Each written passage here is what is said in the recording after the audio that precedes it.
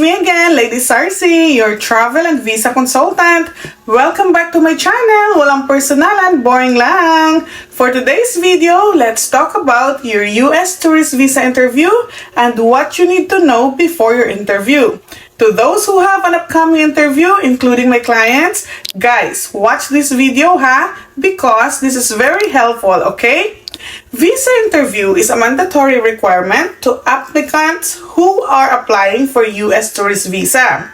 Your visa interview will take place at the US Embassy or Consulate where you have to file your application. During the interview, a consular officer will ask you questions about your intended travel to the United States, your life in your home country, and your immigration background. Mostly of us are already nervous by just thinking of an interview or by the idea of being interviewed by a consular officer. So, tip number 1. Put in mind that the consular officers are only employees who are doing their job. So walang personalan, trabaho lang. The consular officers, also known as Foreign Service Officers, are working for the United States Department of State. To be considered or eligible for the position of a consular officer, applicants must also be a U.S. citizens, at least 20 years of age, and no older than 59 years of age when applying and be willing to work anywhere in the world. See, there's no reason to be afraid or get scared during your interview. They are just like all of us, normal people. Now, when it comes to the way they speak, like very authoritative, we think they're bossy. It is because the consular officers are trained to conduct interviews in a consistent and standardized manner to ensure fairness and efficiency in the visa application process. This may sometimes come across as formal or serious, but it is intended to maintain the integrity of the visa issuance process and ensure that all applicants are treated fairly and equally. The consular officers are expected to be knowledgeable of current U.S. foreign policy objectives and programs. That's why only eligible individuals are granted visas to enter the United States, which helps protect national security. Number 2. Don't be rude, but don't also get intimidated.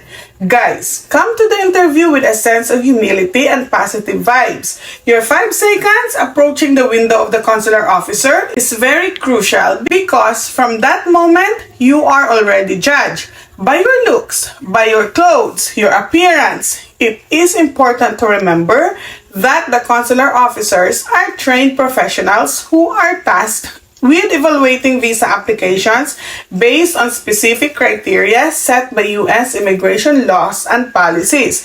Their primary focus during visa interview is to assess the applicant's eligibility for a visa and ensure that they meet the requirements for entry into the United States.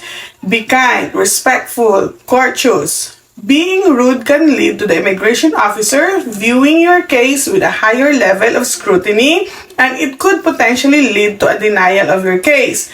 But don't be intimidated as well. Walk towards the window with confidence.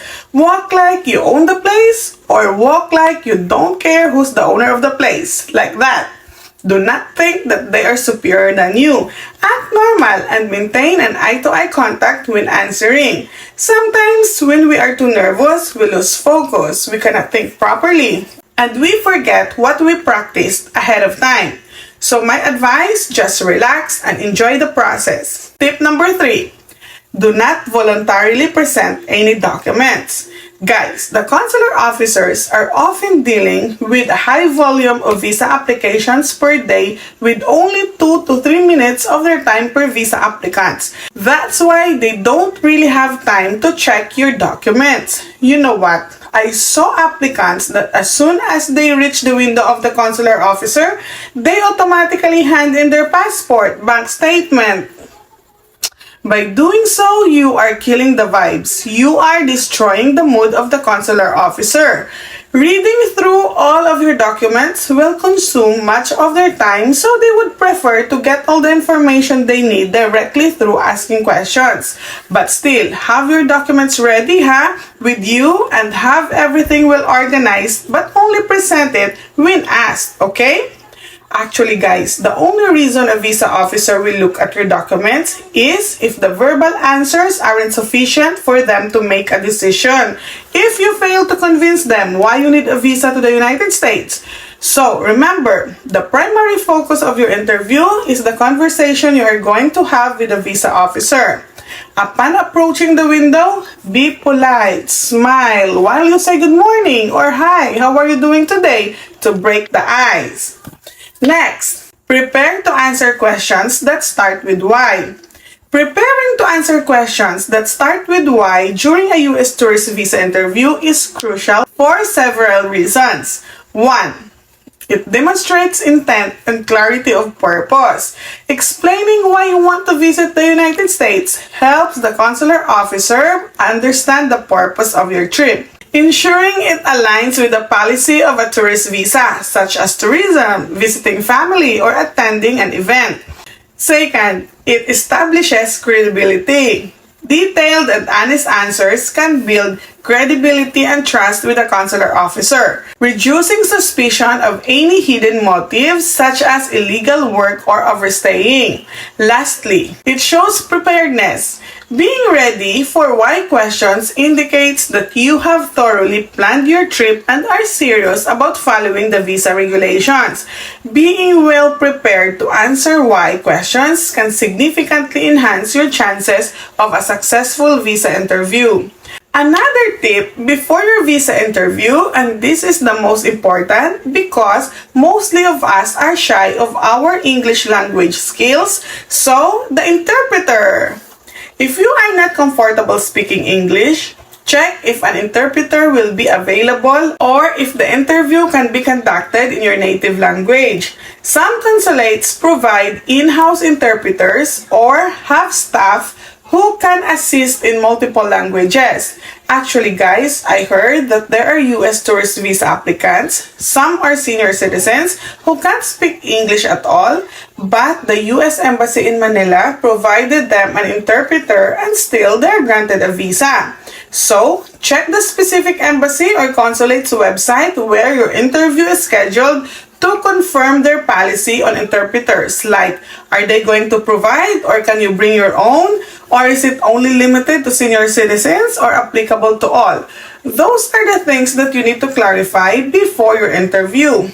And inform them ahead if you need one because they might offer interviews in the local language of the country where they are located. Kung nervous sila and ayaw nila mag-English, pwede sasabihin sa mga tao, oh, pwede mag-interpret. And may interpreters, Ilocano, Cebuano. Kung marunong ng English, pwede yung Cebuano or anong wika gusto nila. Pwede sasabihin. Mas importante, babasahin sa blog online, may halimbawa ng mga tanong, and yung advice ko sa kanila, binabasa yung mga tanong ang mga officer, and sarili mo, sumugot yung tanong. Kung sabi mo, oh, medyo mahina tungkol sa yung kaso ito, or medyo kailangan nakalusot yung sugot ko, then syempre, huwag mag-apply ulit. Kasi kung hindi kang nag-qualify, then hindi kang nag-qualify. There's nothing the officer can do about it. Kung bumagsak na yan araw, then bukas, pwede mag-apply ulit. But guys, remember that even if allowed, the interpreter's role will be limited to translating your responses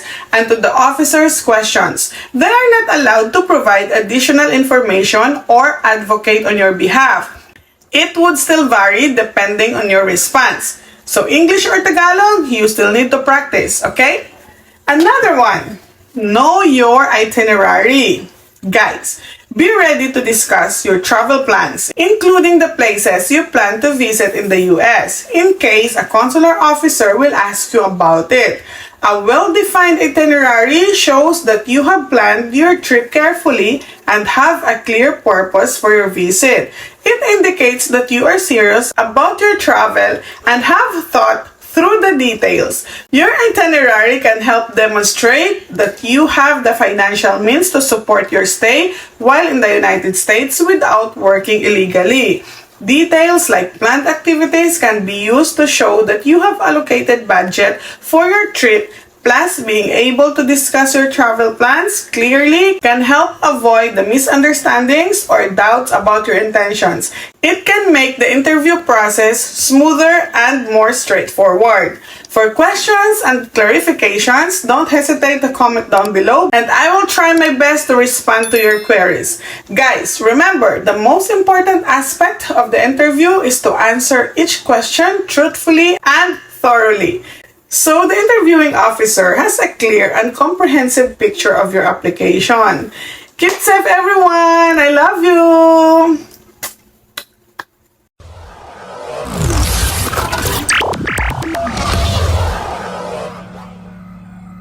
And I'm bad like the Barbie. I'm a doll, but I still wanna party. Pink felt like I'm ready to bend. I'm a 10, so I pull in a can. Like, Jazzy, Stacy.